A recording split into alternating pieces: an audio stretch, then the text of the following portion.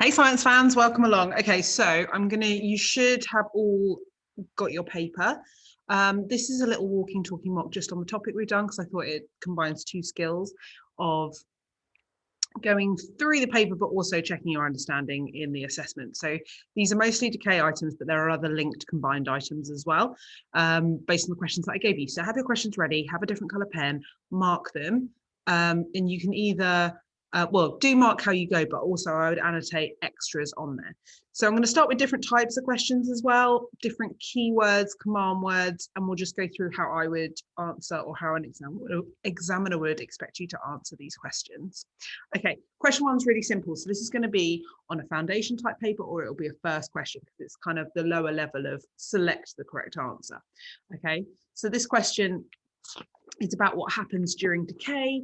Draw a ring around the correct answer. So just to be clear, you draw one ring around the correct answer. If you've done the wrong one, so let's say I select this one, this is not the correct answer. If you just make it really clear that that's not what the answer that you would like, and then you circle the answer that is correct. So after living things die, they're decayed by microorganisms. Some detritus feeders, sure, but the actual decay part is microorganisms. So let's say you go, oh no, actually, that's not the right answer. And then you realize it is. So let's say I've made a terrible, terrible error. Be really clear that that's the answer that you want to go for. Chances are this is going to be marked by a computer, but be really clear which one you were going for. So just for clarity, I'm going to get rid of all of this. So for clarity, microorganisms is the correct answer. Decay happens faster when there's plenty of oxygen and conditions are dry and cold, not so good for fungi and bacteria, so it needs to be moist. During decay, carbon dioxide is produced by osmosis, respiration, or photosynthesis. Now, if you don't know this, it'll make me sad. However, let's quickly go through. Let's do power of elimination. So osmosis is the movement of water for an area of high to low concentration. So that's diffusion of water across a partially permeable membrane. Respiration is the release of energy from oxygen plus glucose, making carbon dioxide plus water. And if you can remember the balancing, it is 666, the number of the beast. Okay, so it's going to be produced by respiration. Photosynthesis is the opposite of this equation. And it's an endothermic reaction where we take carbon dioxide and water, react it to form glucose. Just forgot to write energy is released. Really important that you say the word released, not produced, because you can't make energy. It cannot be created or destroyed. Okay, so to be clear, respiration for that one. So decay releases mineral salts into the soil. So mineral salts are things like, sodium ions, magnesium ions, that kind of thing. Salts. Just try and rub that out. There you go. These minerals or salts are absorbed by plant. Now, it's in the soil, so you don't find leaves in the soil or stems in the soil, so it's going to be roots. Boom, easy. Let's move on to next, slightly higher level, because they've got lines. Okay.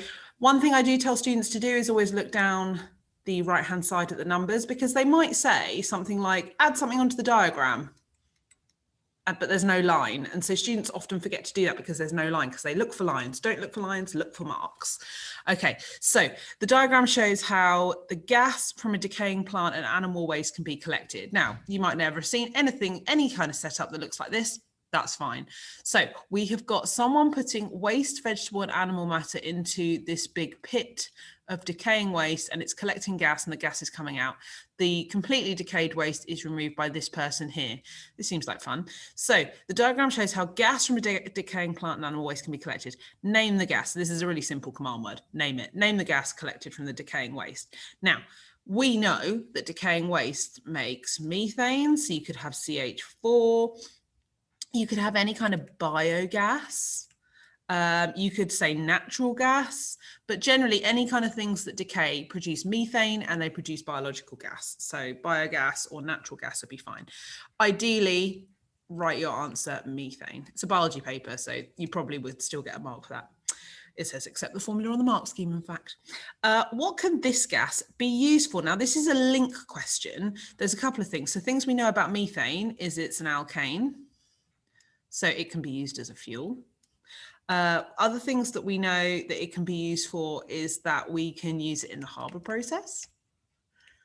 But mostly we use alkanes for fuel, so we burn it. Okay.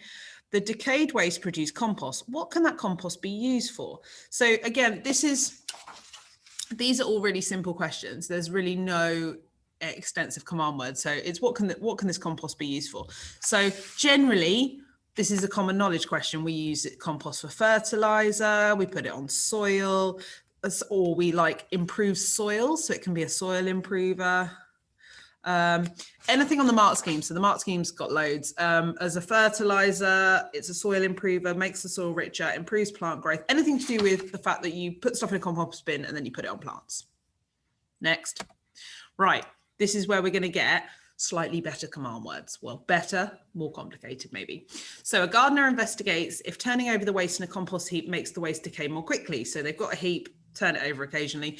The gardener makes 2 separate heaps of waste, A and B.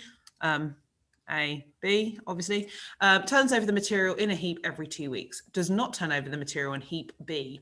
Okay, so we don't turn, we do turn every 2 weeks. Okay, he estimates the amount of decay in the heaps after 2 weeks. Don't like that word. The amount of decay in the heaps after 6 months. The diagram shows the heaps of waste. Suggest 2 factors other than time the gardener should control to make the investigation fair. So remember, we've got 3 types of variables. The independent variable is the one you change. So we've got the turning of the material is, so the turning over of the material or not. To turn or not to turn is my independent variable. The dependent variable is the one you measure. So this one is our estimating the amount of decay. It's not a very good measure, is it really? And then the control variables is what you stay the same. Well, control variables will stay the same. Okay, so what do we need to keep the same to be able to compare? So a fair investigation means that you have got one variable, your independent variable, one thing being changed and everything else is controlled. So what do we need to keep the same? I think that we need to have the same amount of waste or volume of waste. Should always say volume, but I don't know how one measures waste. Mass of waste. So I'm going to put amount in this case because it's on the mark scheme. I would maybe suggest that mass of waste might be a good idea, or how much space they take up would be volume. The size of the heap is the same thing. The material, so what the waste is made out of. What else could I keep the same? I've done 2, but I'm just going to go through the mark scheme. Same conditions, so the same amount of oxygen, etc. The same temperature, that's another one. So there's loads that you can do. Just think about is what you're writing answering the question. So what am I controlling? Name one type of living thing that causes decay. Now you can write in here microorganism. You could write microbes, you could write bacteria, you could do fungi, you could even just write decomposers and you would get the mark for that. So we've got results in a table. So remember, independent variable always goes in this column. So we got compost A and B, A is turn, B is not. The estimated amount of decay is a lot versus very little. Why does turning over the material make it decompose more quickly? So again, we're just applying knowledge here. This is just an AO1 skill. Why does turning over heap A mean it decomposes quicker? Well, obviously, A has more access to oxygen, which means that we're decomposing. Remember that decay needs warmth, so it needs a moderate temperature, not too hot. It needs oxygen and it needs a moist environment. Okay, so if you turn over a heap, the middle section or all of the sections, more surface area is going to be touched by oxygen, which is good. So you could write air. Air would also get you the mark there. Any idea that the decay would be aerobic will get you a mark here. The gardener puts decayed material around his plants to help them grow. Suggest, now again, suggest doesn't mean that you need to know exactly what it is. It just means apply something that you already know, apply some of your knowledge. So suggest why the plants in a woodland grow well each year without material from a compost heap. So in a woodland, I'll draw a nice woodland. Here's a tree. That's a terrible tree. So remember in woodlands, we've got this kind of like a canopy It's quite damp in woodlands as well. I don't know if you've ever noticed. But essentially in a woodland, whoops, don't click that. Whoops, back we go. Dead leaves fall. And then when they've reached the ground, I should probably put to the ground just in case anyone doesn't understand that that's what happens. So dead leaves fall to the ground and they decay.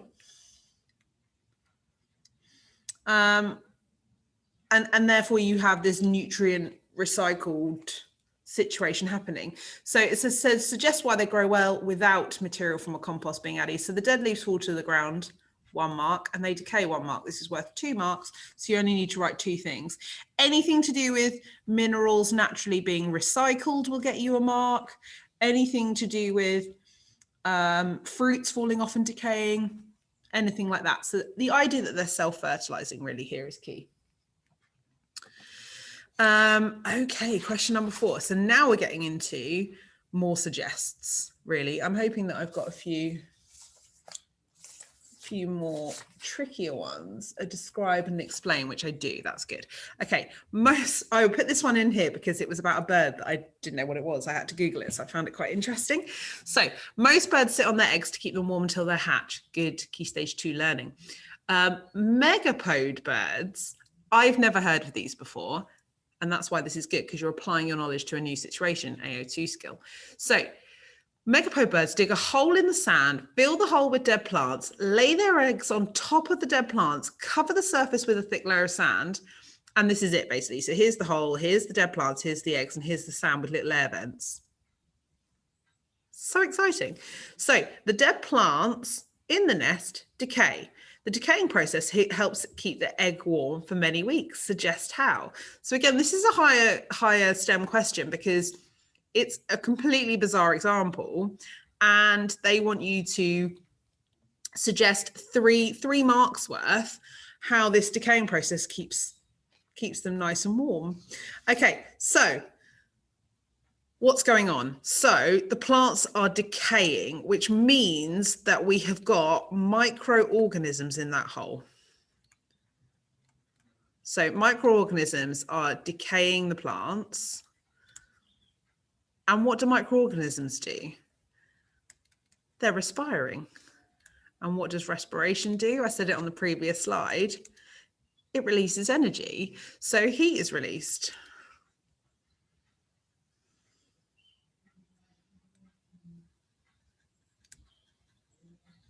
I mean, I probably should write thermal energy here or internal energy. You can't say it produces energy because they release energy. Energy is released, it can only be transferred. So 3 marks here. The fact that you've identified the microorganisms are there are decaying the leaves is 2 marks. Microorganisms decay. You could have put bacteria, fungi, decomposers, anything like that. And it's them that are respiring, which is releasing heat. So that's 4 marks worth out of a 3 mark question. They'll never give you 4 marks.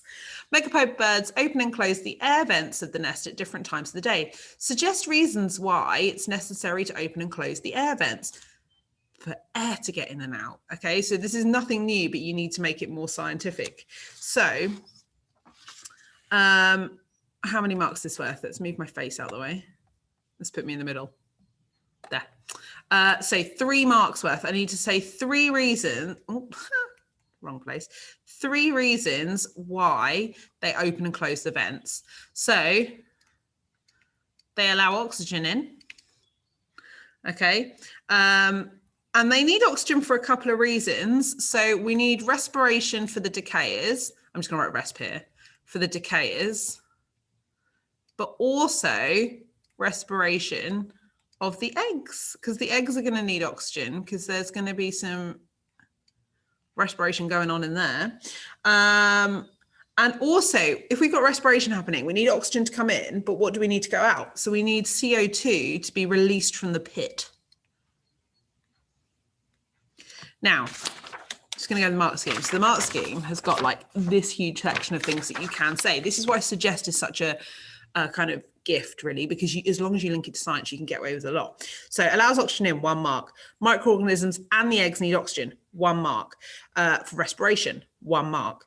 Gaseous exchange, you could possibly have of the microorganisms, but none of them are like breathing. So gas exchange, yes, there's a diffusion element, but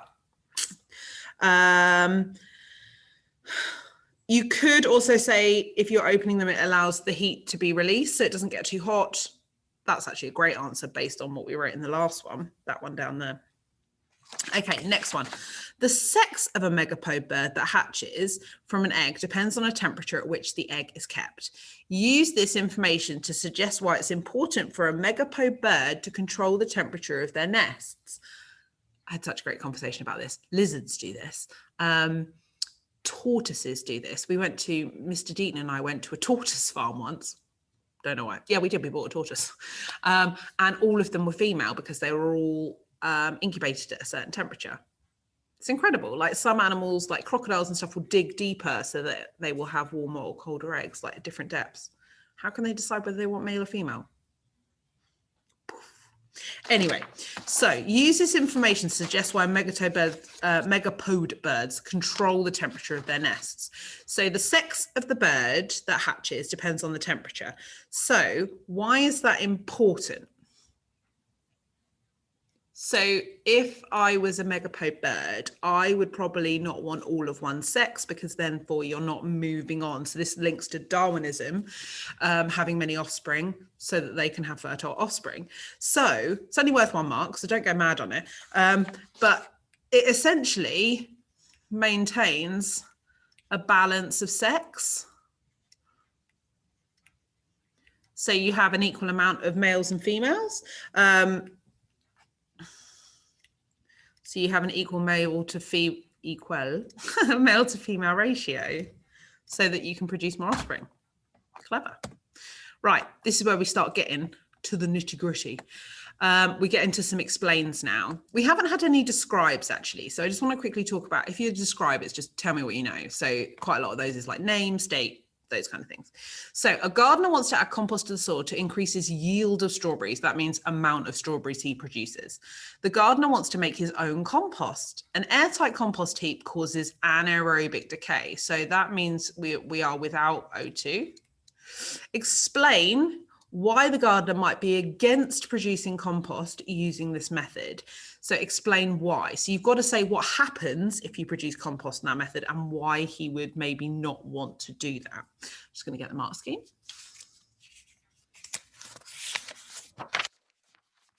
Okay, so 5A. So this is only worth, it's not on here, but it's only worth 2 marks, this one. So you only need to say 2 things. So an airtight compost heap causes anaerobic decay. Explain why the gardener might be against producing compost in this method. Well, a couple of reasons, because mostly it produces methane, which it smells really bad. You don't get a mark for that. So anaerobic decay or decay causes methane to be produced. And the reason why methane is quite bad is because it is a greenhouse gas along with H2O and CO2. Okay, so therefore it can cause global warming, which is bad. Simples. Okay, a gardener finds this research on the internet dangerous. A carbon to nitrogen ratio of 25:1 will produce fertile compost. Cool. So type of material to compost. Chicken manure comes in very small quantities, unless you've got a lot of chickens. 8.5 grams to 1.25 grams is 7:1 ratio. 10 to 0.5 is 20:1, and 9.8 to 0.2. Okay, so essentially to work this out, you just divide one by the other. Okay, so if you do 9.8 divided by 0.2, it will give you the answer to X. Now, if you didn't know how to do that, I kind of go, okay, what does this have in common? So I would probably do, this division first or times them together and see if that number related to any of those. Okay, but if in doubt, always divide or multiply some of them. I'm just trying to get rid of this, but I'm making a pig's ear of it.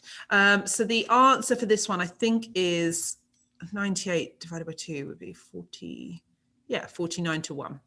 Let me just check my answer. Yes, good. C, 1 mark. Which type of material would be the best for the gardener to use to make their compost? So it's going to be whichever ratio is closest to that 25:1. So looking at this, it's going to be horse manure. Now we've got this word justify here. So this is a command word. So you have to justify why you've chosen that answer. So you can't just give the answer. It's only worth 1 mark. So if you don't justify, you get nothing.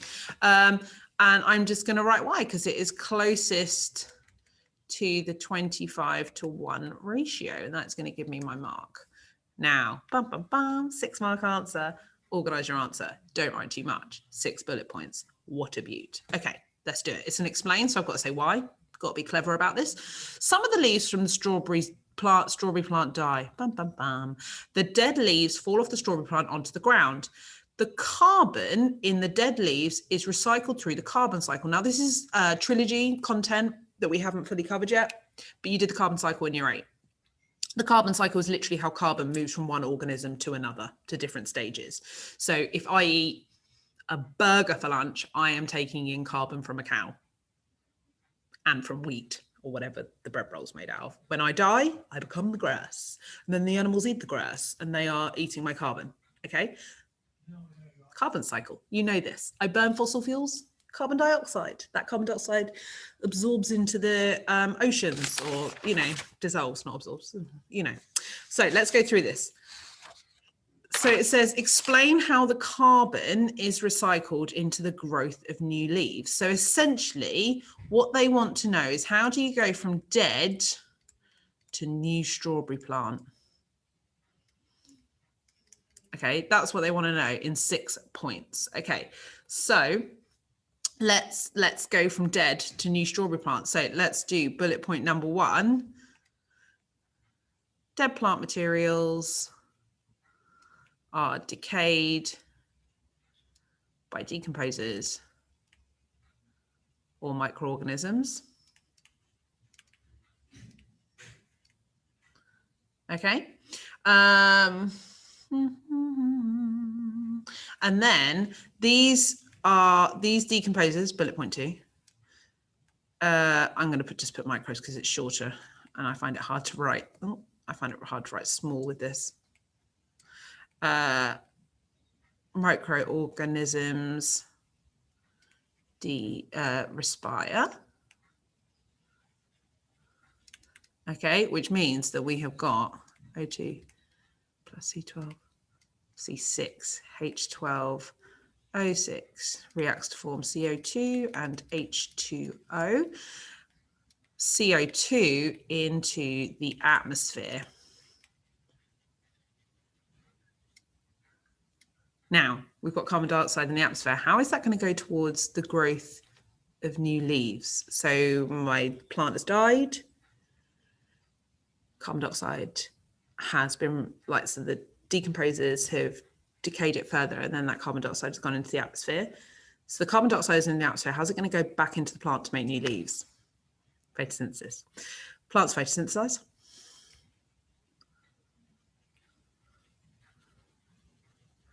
Imagine I've put the equation in there. Always whacking an equation. They haven't asked for one, but always put them in. So now the glucose produced from photosynthesis is now used in respiration of the plant and energy to make amino acids. That's a little symbol I do for amino acids, which is used in the growth of new leaves. So I've done 1, 2, 3, 4, 5, and then I reckon that will be your 6 mark down the bottom there. So there's quite a lot there. Learn the carbon cycle. It's quite simple. I'll put, it's worth going and looking up, just YouTube, Google carbon cycle. It's good. So that's a really decent 6 mark question. If I got that, I'd be thrilled. You can go the other way, of course. You could go into the ground, could be eaten by another animal. You can go lots of ways, but that's probably the most simplest. To get 6 marks, you have to give a detailed and coherent explanation with logically links how carbon is released from the dead leaves and how the carbon is then taken back in by the plant again. Recycling. I think this is the last one. It is the last one. Strawberries. Yummy. Okay, so 2 strawberries, both were picked from the same strawberry plant. Control variable, just spot them now. Both strawberries were picked 3 days ago. Control variable. The strawberries were stored in different conditions. Independent variable. Give 3 possible reasons that may have caused strawberry A to decay. So this wants the 3 things you need for decay. It's worth 3 marks. So it needs to know about oxygen. It needs to know about temperature. It needs to know about moisture. Temperature. Okay, so A could have been in a hotter place. Oxygen, they could have been more available. Wetter conditions, or it could have just been an area of more decomposers or microorganisms. Any of those, 3 marks, just pick 3. It's not a complicated one. I'm done now. If you could let me know how many marks you got. I can't remember how many marks it is out of entirely. I'll find out, but if you could email me your marks, that'd be great. Take care, bye. You get to watch my Zoom log off face. Stop.